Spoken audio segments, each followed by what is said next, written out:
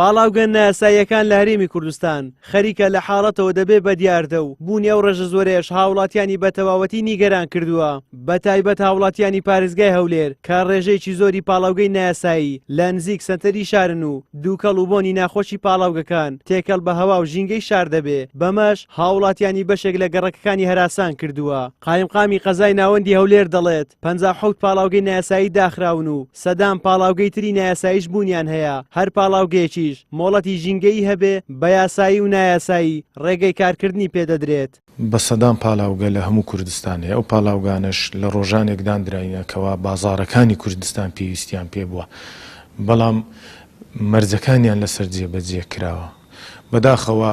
لە ماوەی بابلێن لە پارەوە تاکو ئەم ساڵیش هەز بە بۆنێکی ناخۆش کرا کە چەند پاڵاوگەیەک پابەند نەبوون بە ڕێنماییەکانی ژینگە هەروەها چەند موادێکیان بەکاردەهێنا کە دەبووە هۆی دروستبوونی بۆن و بەرامێکی ناخۆش بەسەر هاوڵاتیانی شاردا بڵاو دەبووە. ئەو پاڵاوگانە مۆڵەتیان نییە بەڵام لەبەر پێویستی بازار وەکو ئاماژەم پێکرد ڕێگایان پێدراوە هەر پاڵاوگەیش کە ئێمە دامان خستووە ئەگەر بێت و لە ژینگەوە پژگیری بینیتن کەوا پابەندی ڕێنماییەکان بووە کەوا ڕێنماییەکانی ئەوانی جێبەجێ کردووە و هیچ کێشەیەک نییە. کێشەکەی ئێمە لەگەر ئەو پاڵاوگانە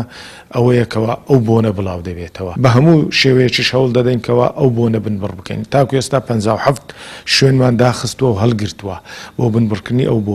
ئەو بۆنەش تا ڕادەیەکی باش کەم بۆیتەوە. سەرۆکی لیژنەی پیشەسازی وزە و سەرچاوە سروشتیەکان لە پەرلەمانی کوردستان دەڵێت کەسانێکی دەستڕۆیشتوو لە پشت پاڵاوگە نایاساییەکان هەن ڕێگە بەداخستنیان نادەن بە بوونی پاڵاوگەکانیش ژینگە پیس دەبێ و نەخۆشی کوشندە بڵاو دەبێتەوە و پاشماوی پیسیەکانیش دەچێتەوە ژێر زەوی بەمەش زەرەر و زیان بەر ئاوی ژێر زەوی دەکەوێت. پێشتر وەزارەتی سامانە سروشتیەکان بە فەرمی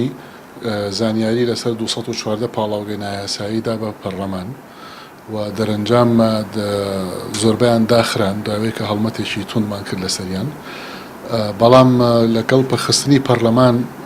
ئەوان سوودیان لەو بۆشاییە بینی و دەرەنجام کەوتنەوە کارجارێکتر. کێشەکە ئەوەیە کە ئەم پاڵاوگانە نایاساینەوە تا مۆڵەتی هیچ شوێنێکیان نییە بە فەرمی و لە هەمان کاتیشا شێرپەنجە بڵاوەکەنەوە و ئاوی ژێرزەوی پیس ئەکەن و چەند دەستە و تاقمێکی تایبەت نەبێ کە سوودی لێ ئەبینن لە ڕووی مادیەوە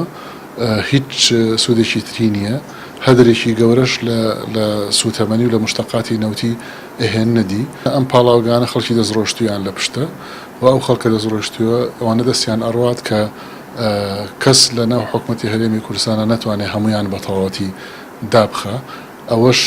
ترۆپکی ئەو گەندەڵیەیە کە تووشی حکومڕانی و جمگەکانی حکومڕانی هەرێمی کوردستان بووە. لە هەرێمی کوردستان ڕێژەیەکی زۆری پاڵاوگەی نایاسایی بوونی هەیە و تاوەکو ئێستاش حکوومەتی هەرێم نەیتوانیوە پاڵاوگە نایاساییەکان بە تەواوەتی دابخات و ڕێگر بێت لە بەردەم دووبارە کارکردنەوەیان. لە ساڵانی ڕابردووش وەزارەتی سامانە سروشتیەکان ناوی 214 پاڵاوگەی نایاساییان بە لیستدا بە پەرلەمانی کوردستان و پەرلەمانیش بەشێکیانی داخست بەڵام پەخستنی پەرلەمان بووە دەرفەت بۆ دووبارە دەست بەکاربوونەوەیان لە کاتێکدا کە ئەو پاڵاوگانە هیچ مۆڵەتێکی کارکردنیان نە لە وەزارەتی سامانە سروشتیەکان و نە لە وەزارەتی پیشەسازی و بازرگانی نییە. زریان سدیق، کەناڵی ئاسمانی پەیام، هەولێر.